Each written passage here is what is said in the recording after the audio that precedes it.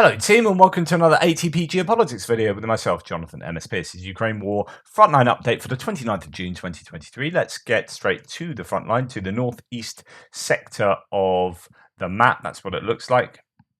The Kupiansk to Svatva to Kreminna front line. On my map, it looks like that. We're going to go in. Well, actually, I don't know there's any point in zooming in particularly anywhere on this front line. The ISW says there are unsuccessful operations, Russian operations in Bilohorivka. A Russian Mill blogger claimed that the Russian forces successfully conducted assaults on Ukrainian positions near Kreminna. I mean, I don't know where that might be. Russian forces repelled Ukrainian attacks near Kupiansk-Kreminna, Hirohivka, and Vesely. That's just a number of places. No activity really reported anywhere until you get down to Kreminna here. And it could be in Kupiansk-Kreminna. This is a small village not too far from Dubrova, where the Ukrainians are attacking towards. On the other hand, Russians are attacking around Bilohorivka. There's activity going on in a number of places. Vesely, much further down south towards Bakhmut there. Pulivolon's map looks rather like this, which is to say the Russians are attacking a number of places. Ukrainians also pushing back. That doesn't signify Kupiansk-Kreminna, which is up there. I don't know. It's probably quite chaotic in the forests, particularly. It'll be quite difficult to define easy front lines there, surrounded by trees and whatnot. But yeah, fierce fighting, no doubt, in the forest, but no great explicit details of that whole front line, really. So we're going to come down to the Bakhmut area, as you can see.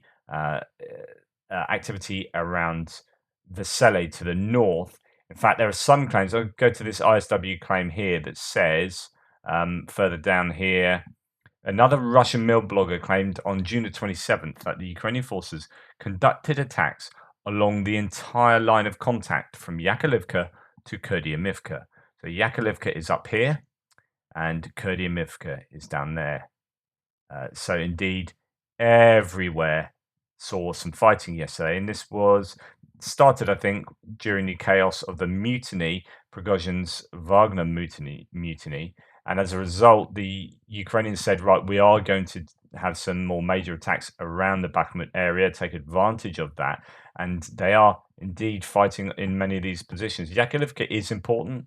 I mean, it's one of those domino places. I was saying previously that Yakovlivka falls, when Bakhmut was gradually getting consumed by the Russian forces, Yakovlivka was one of those key areas. If that goes, it allows you, Kupiansk goes, it allows you to start thinking about encircling Bakhmut. But obviously, you've got this area up here to contend with, and they have been making advances in the Zalizhnyansky area along this highway.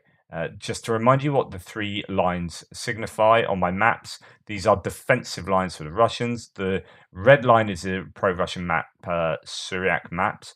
The yellow is pro-Ukrainian deep state. Blue is pro-Ukrainian Andrew Perpetua. Different mappers with different understandings of what's going on. Andrew Perpetua signified that there were Russian losses in the area of this of the highway here, the E40 or the M03 coming out of Bakhmut. He shared that a couple of days ago. Syriac Maps is starting to catch up now. Deep State map, it has a 48 to 72 hour operational security delay. And indeed, I'm just about to update my Deep State maps, and you will see that disappear because this is now agreed upon by all mappers that the Russians have been pushed back from there. So you can see that the Deep State map around that area has Ukrainian gains too. So they're all in vague agreement with each other there. So there's quite a lot of activity going around, as I say, all around Bakhmut. Let's go to some of the sources.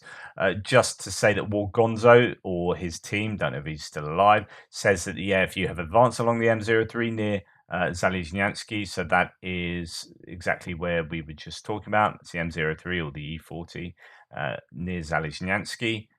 Then we go on to the Bakhmut claims. Okay, the armed forces near Bakhmut seize the initiative and are conducting a broad offensive, say the General Staff.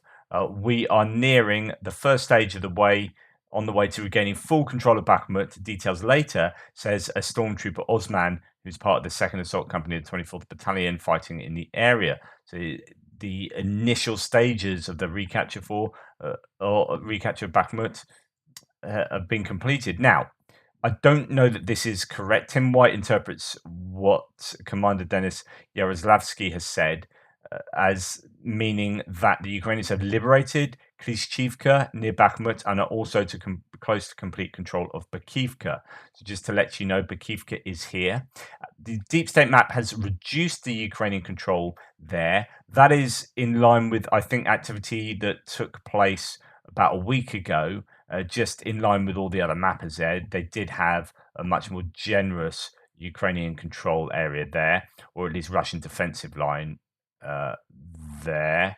So the Russian defensive line is now further forward as far as they're concerned. But that is, I just think, being out of date. Bakivka and then Klishchivka. So Klishchivka is getting slowly encircled. These maps will be incorrect. They will be out of date. There is operational security taking place, and there have been lots of gains over the last few days, but no one's really quite sure what those gains are. But they are coming out with these sorts of statements. So how No Reports is translating that is Bakhmut is fully controlled by the armed forces from the air. I mean, that's significant. I talked about that in my news piece this morning. There was a Russian jet that was shot down or at least damaged as a result of an Igla surface-to-air missile or a manpad. That took place around Bakhmut. To say that the Ukrainians control Bakhmut from the air is significant. I don't know how that could be, given that the Russian VKS, their Air Force, has longer range air-to-air missiles, and it would be difficult for the Ukrainians to get advantage there. But it could be that they are keeping the Russians at bay with air defense systems. We don't know what systems have been moved to the front line. Yes, manpads, but there may be more robust medium range defense systems placed behind the lines in that area too. The occupiers are retreating from the northern streets, he says. Defenders of Ukraine are actually working to take control of Klishchivka and Bakivka and its strategic heights near the city after their capture, which means they're not captured yet. Bakhmut can be taken into an operational encirclement. So he's saying that as soon as Bakivka is captured and Klishchivka down here, you're starting to move towards more of an operational encirclement. Yahidne, Pioridne, and then Opitne. As soon as that happens, Bakhmut's in trouble, you could argue. However, you saw how long it took the Russians to take Bakhmut. So taking the city might be considerably more difficult. However, it has been turned to rubble much more than it previously was. I don't know if that will aid defense or not. No Reports also says, in response to confirmed advance of the Deputy Defense Minister Malia, a Ukrainian soldier given the name Bakhmut Demon, adds that they are already practically in Klishchivka, and that was this morning. So there is no doubt fighting taking place in Klishchivka today. It's going to be fighting over the trenches up here. Those trenches were lost to the Russians quite quickly, surprisingly quickly. Some complaining that the quality of the trenches weren't great when the Russians were taking them. They weren't built as cleverly as they could have been or should have been. That was one of the claims. But yeah, it could be that Klishchivka is on the precipice today of being taken by the Ukrainians, part of the Russian Airborne Forces, VDV. So these are your elite troops, a paratroopers company near Klishchivka, surrendered half an hour ago. This was yesterday afternoon. So actually, yesterday, a bunch of paratroopers were taken prisoner. There are still some who have communication issues and don't know about it, so they will soon be informed and told to surrender or die. 2 Ukrainian soldiers on the ground report. In fact, reporting from Ukraine talked about how the Ukrainians had taken Russian positions around here and then further to the north as well, and perhaps a pincer movement took place to encircle, I think it was a half a company of Russian soldiers who were just taken prisoner in some fairly significant numbers. This is a Polivalon's map showing you that the Ukrainians are pressuring to the south in Bakivka and to the north as well. more towards the Solidar direction. However, I would say that this red arrow should actually be a yellow arrow going the other way, and that the Ukrainians are definitely pressuring to the northwest in that area too. There is some footage here. So if we go to the ISW, they say geolocated footage published on June the 27th shows that Ukrainian forces have advanced near Orikhovo-Vasilivka, northwest of Bakhmut, and presents this footage. So there is sort of trench warfare footage here, and lots of activity in the forests, so on and so forth, fighting taking place, hitting of trench lines, so on and so forth. That is in this area of the near the highway, actually, just where we were talking about before. So if I put that into Google Earth, we will just return to that part of the highway. So that is geolocation of Ukrainian gains there, which is where we did have, if you remember, there were two prongs coming up here. We had one prong there, and that's geolocated confirmation, supposedly, of the Ukrainian gains in that area, in the Orikhovo-Vasilivka area or Zalizhnyansky area. There was geolocated footage published on June the 28th and the 26th. So this is a couple of days old, and yesterday, and then a few days before that, that Russian forces advanced west of Dubovo-Vasilivka, which would be interesting. So this is artillery hitting Russian troops in this area. Let's see if this does show an advance for the Russians, which would be quite rare for the Bakhmut area in recent times. Yes, so interesting. So if the Ukrainians are hitting Russian troops there, then that does show that the Russians have advanced. It's in line with deep state maps, but not in line with the other mappers, though. And this is one of the areas where the Ukrainians have been advancing, supposedly. However, that could well be 3 days old now, but is worth bearing in mind that is what is claimed. Here's a different geolocation being claimed about that. I might just check that out. Right, I'm really glad I did check that out. So this is someone saying same video, different geolocation, and it's been geolocated to a very different place that actually fits more in line with the activities that we have seen over the last few days. So I would be surprised if the Russians have made advances in this area, to the very extremes of deep state map, which is often a little bit out of date, as we talked about. This is where someone else has geolocated it to, not the edge of that forest area, but the edge of this forest area, which would make a lot more sense if the Ukrainians are actually shelling the Russians there. And that would not signify a Russian advance at all. So I don't know what at the moment, without looking into that in more detail, what is actually true. But it certainly seems like a rounded bit of forestry there, which would much more, be in line with that piece of forest than this piece of forest. Although that is rounded, but it does look more like the first one, doesn't it? But yeah, so take all these claims with a pinch of salt. I mean, there is brown. These are 2018 photos, though, but it certainly looks more like that area to me. So I would say that wouldn't signify a Russian advance in the Dubovo-Vasilivka area, as the ISW claimed there. Anyway, that is what is taking place in Bakhmut. We will see, I'm sure, quite a lot of mapping changes over the next few days. There is activity in Kupiansk-Kreminna as well. We saw yesterday that this dam area was under the control of the Ukrainians, and that gives them the ability to cross there and get into Kupiansk itself, cross the Donbass Canal.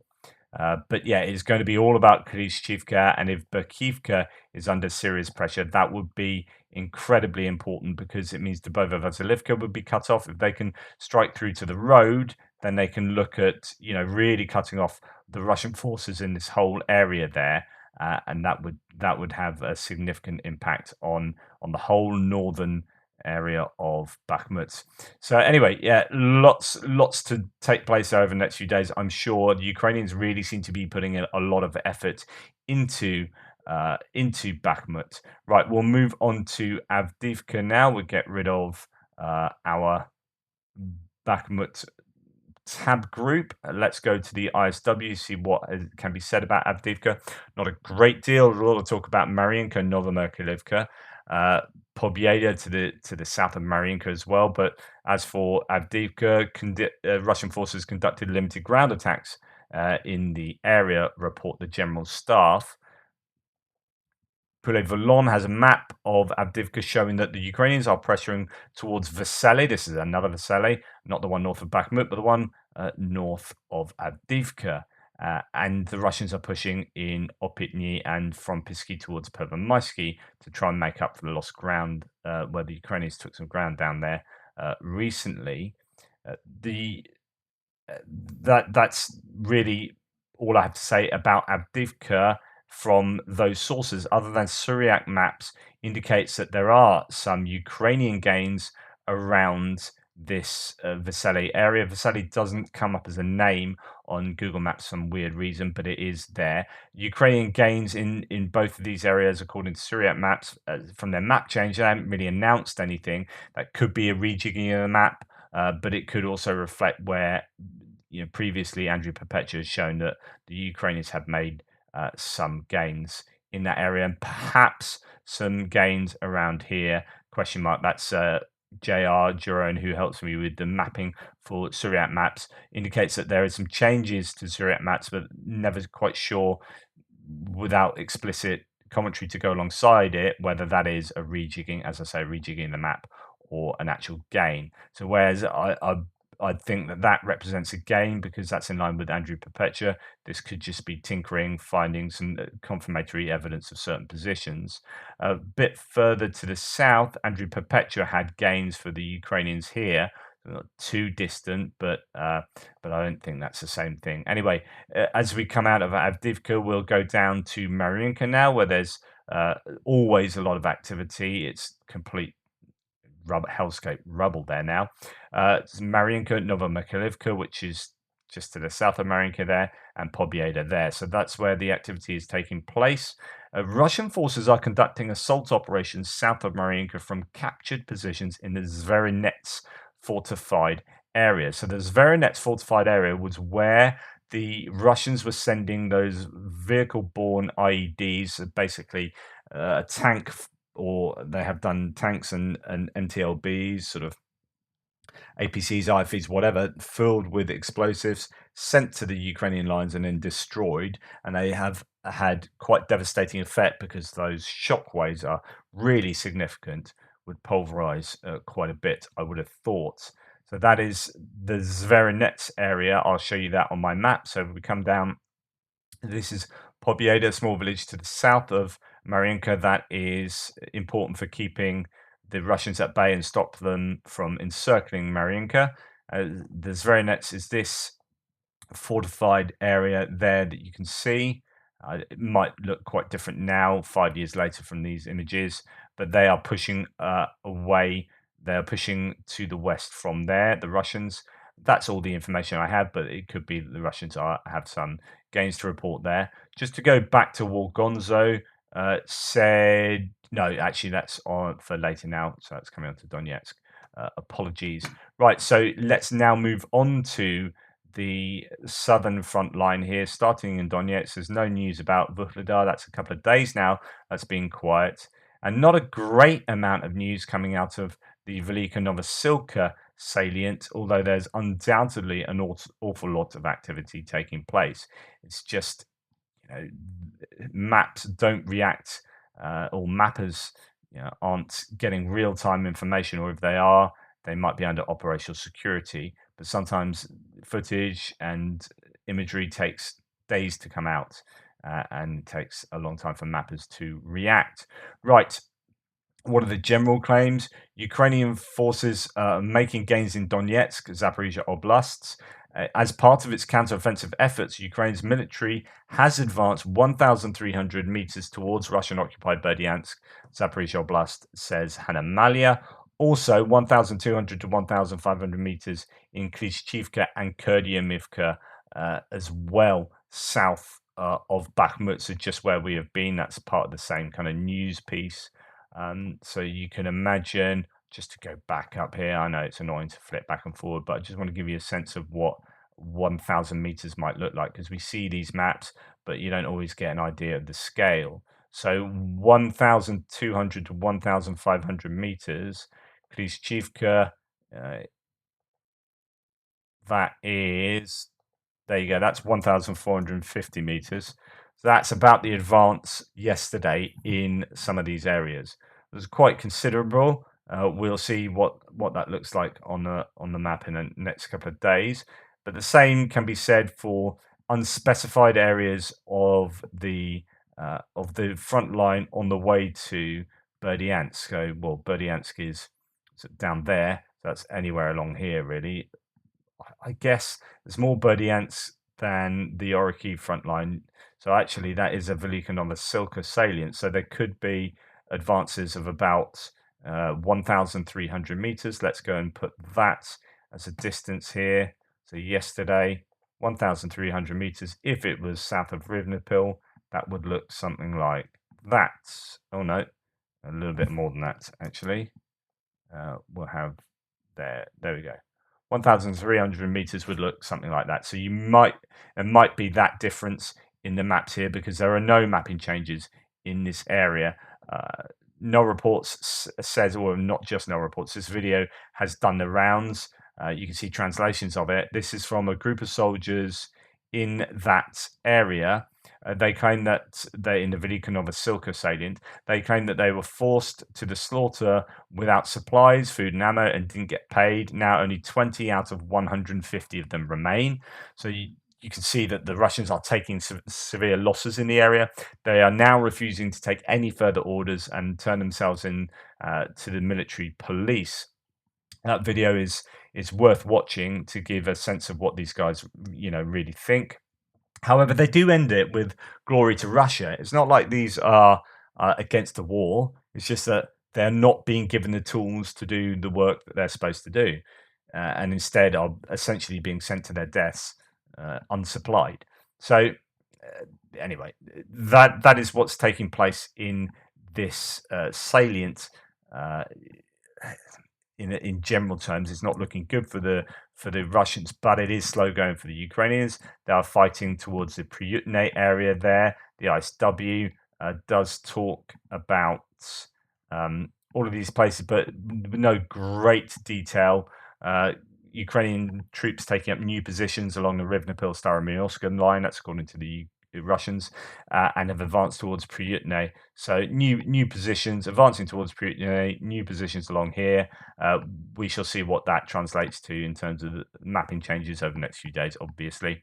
And then we'll continue to go towards the west. So that's sort of Donetsk now taken care of. We come into Zaporizhia, so around the Priutne area, it comes into Zaporizhia Oblast, south of Hyliopole. One assumes there's still activity, but we don't really hear much about it. So there's Hyliopole, Droznyanka area. Don't really get any information about that, but supposedly there is Ukrainian pressure there, and then quite a lot of pressure down here in just to the south of Orikhiv in the Malatokmachka to Robotyne area. You can see that Ukrainians have taken some land there and are knocking on the door of Robotyne. Well, actually, there is a claim that they've cleared minefields at the entrance to Robotyne, and that would indicate that the Ukrainians are very close to taking the town. Would they go through it, or would they try and encircle it? I don't know. It's not obviously going to be a huge settlement. No reports says no maps today, but updates from various sources about what is happening, starting with the 47th Mechanized Brigade working near Robotyne. It's reported that they have made a deep advance in the area. So again, another generalized comment that we can't really give, explicit translation to on the map, but there does appear to be advances for the Ukrainians in that area.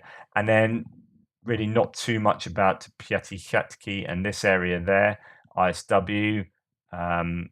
mentions. Oh, actually, there is a claim in the Robotina area that Ukrainians are attacking towards a place that hasn't been mentioned before, which is Lhivska, just there. So that possibly the Ukrainians are pushing in a number of different places on that front there. I wonder if that's reflected in Poulet-Volant's map. Yeah, so that is possibly this arrow up towards Lhivska over there. So that's what the RSW says. And then about Piatikhatki, doesn't really talk an awful lot about there, other than Ukrainians, Russian mail bloggers claim that Ukrainian troops attempted to advance along the Piatikhatki-Zerebryanki line, which is, and obviously, according to the Russians, were repelled. That is here south of Stepova. We have Lobkove that was liberated, Piatikhatki that the Russians, Soviet maps here still says is contested. That seems to not be the case.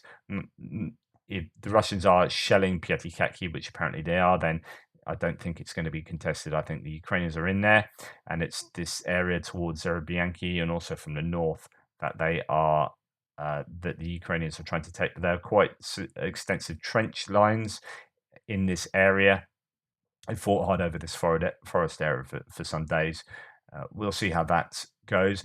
Most of the bandwidth of the offensive is now being taken up with what's taking place in Kherson. There seems to be a lot of claims concerning the attack across the river and particularly at the Antonivsky Bridge, but not just there, as we shall see. So, no report says the situation near the Antonivsky Bridge from the Russian perspective, and this is from Rebar. Keep an eye on the south, he says. The Ukrainians continue to hold positions. The Russians use heavy MLRS strikes that didn't help. The Ukrainians managed to bring in reinforcements, and the Ukrainians were spotted on a Dnieper island south of Kherson. Russia has no confident control over this area. Indeed, when we look at Suryat maps, a pro-Russian mapper, they have now shown gains for the Ukrainians on the Veliki Potemkin island just there. So their Russian control has been pushed back there. Andrew Perpetua has the whole delta as a grey zone, apart from this area of Russian control of the bridge or part of the bridge. Ukrainians have got a foothold here and are able to shelter under the bridge to protect them from artillery and whatnot. And potentially there are claims that they've ferried 3 tanks across the river. I don't know where, and I've not seen any visual evidence of them being used. Antonivsky Bridge update is a translation from a Russian channel posted last night.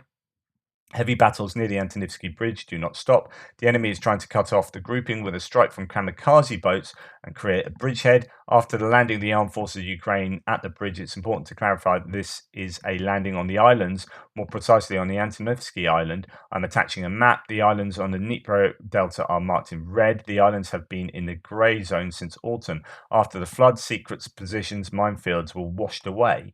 Technically 3.8 kilometers to the left bank from the landing point. Roman Saponkov comments on the situation. As a result, the raid group of the Armed Forces of Ukraine, which occupied a small island, swampy area near the bridge, seeks to build up strength and expand the bridgehead, transferring reinforcements with fast boats. They are under the cover of howitzers and mortars, standing on the commanding heights on the shore of the right bank, providing strong fire support, which is to say that the Ukrainians on the right bank, remember, left and right in the direction of the water flowing, which is this way, towards the Black Sea, coming down there. So on the right bank, you have a higher bank, and they're using that height advantage to gain, mortar advantage and artillery fire over the over the Russians. Sorry, assault groups of the airborne forces day after day with the support of artillery continue a difficult operation to oust the enemy, so the enemy being the Ukrainians here, from our territory so that the armed forces of Ukraine cannot create a full-fledged bridgehead. Our landing forces attacks on the only road on a bridge with the use of light armored vehicles, BMD, BMP, BTRD. The fights are very hot. The enemy tried to undermine the part of the bridge controlled by us with the help of kamikaze boats filled with explosives in order to cut the only artery or for the transfer of our assault and evacuation groups to the battlefield on the shore surrounded by marshland. Howitzers and MLRS are actively trying to raze to the ground part of the datches where the enemy has settled. Everyone would really like to see Dachi and the bridge razed to the ground by aviation, but so far its support is minimal. So minimal support for aviation, but minimal aviation support for the Russians there. There have been reports of really effective electronic warfare usage by the Ukrainians, jamming communications, and that has disallowed the Russians from calling in aviation. Russians admit they are powerless around the Antonivsky Bridge. The APUs float freely on the water from the right to the left bank, surrounded on two sides. The bridge area. The area is very similar to being marshy, so it's quite difficult to navigate around there. For our infantry, there's only one road, and it's terribly vulnerable. If it is fully controlled with air and planned bombardment of enemy artillery. Everything that works strongly and densely comes from the right bank. On our shore, there are observation posts. I know that Telegram channels are read by both bosses and brothers from the ground. Maybe through telegrams we will be able to succeed so that the boys do not risk their lives, at least when approximate with the enemy. So, in other words, they are using Telegram to do a lot of their communication, but they do understand that it's read by both sides. And yeah, there were plans that were produced by the Russians to say, and I shared them with you, or that tweet with you this morning in news piece, to say that the Russians think the Ukrainians are gathering huge forces in the area, which apparently is true. The Ukrainians do have forces. International Legion might well be part of it, and that they think the Ukrainians are going to attack across Novikhovka, that these are kind of feints or trying to fix the Russian troops. But they're also going to have activity down in the Kinburn Spit area and down along here as well, to maybe possibly along here too. I don't know, to either divert or to actually land troops. So it could be that Kherson actually becomes a bit of an offensive hotbed here going forward. We shall see. Anyway, that's a frontline update for today. I think things are pretty active, even if there aren't huge developments in terms of mapping changes. I think the Ukrainians have the advantage of having fixed a lot of Russian troops, and the Russians are using their reserves fairly early on. And I think that, I don't know, I feel fairly confident that the Ukrainians are in a pretty decent position as long as they can keep hammering those logistics and troop accumulations and bases and whatnot behind the lines. Anyway, take care. I will speak to you later.